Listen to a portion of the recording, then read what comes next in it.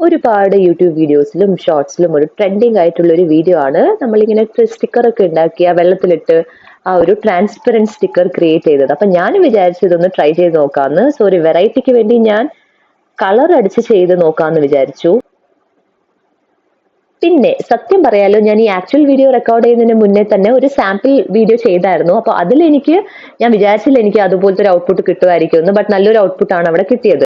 അതിന്റെ കോൺഫിഡൻസ് ആണോ over confidence ആണോ എന്നറിയില്ല. ഞാൻ ഒരുപാട് റെഫർ ഒക്കെ ചെയ്ത് അങ്ങനെ വരച്ചു കൊടുത്തു, കളർ അടിച്ചു കൊടുത്തു. പിന്നെ കിലുക്കത്തിൽ പറയുന്ന പോലെ ഇതുവരെ വളരെ ശരിയായിട്ടായിരുന്നു പോയത് കാര്യങ്ങള്. ഇനി ഇത് ഒട്ടിച്ചതിന് ശേഷം ഇതിനെ ട്രാൻസ്പെറന്റ് ആക്കണമല്ലോ. അതുകൊണ്ട് ഞാൻ നോർമൽ ബോൾ എടുത്തു, എന്നിട്ട് അതിൽ വെള്ളം ഇട്ട്, എന്നിട്ട് ഈ സ്റ്റിക്കേഴ്സ് ഒക്കെ വൺ ബൈ വൺ ആയി അതിലിട്ടു. എന്നിട്ടാണ് എനിക്ക് ആ ഒരു അബദ്ധം പറ്റിയത്. കാരണം നമ്മൾ റബ്ബ് ചെയ്യുമ്പം ഞാൻ എന്താ ചെയ്തെന്ന് വെച്ചാൽ ഇച്ചിരി ഫോഴ്സ് അധികം കൂട്ടി റബ്ബ് ചെയ്തു. അതുകൊണ്ട് ഈ കളർ ഫുള്ളായി കംപ്ലീറ്റ്ലി മാഞ്ഞു പോയി. അതൊന്ന് എനിക്ക് പറ്റിയൊരു അബദ്ധമാണ്. പക്ഷെ നിങ്ങൾ ചെയ്യുമ്പം അധികം ഫോഴ്സ് കൊടുക്കാതെ ലൈറ്റ് ആയി തന്നെ റബ്ബ് ചെയ്ത് കൊടുക്കുക. അതുകൊണ്ട് എന്റെ വീഡിയോ ഫ്ലോപ്പ് ആയി. പിന്നെ നിങ്ങൾ എന്തായാലും ഇത്രയും കണ്ടല്ലേ, അപ്പൊ ലൈക്ക് ചെയ്യാൻ മറക്കണ്ട.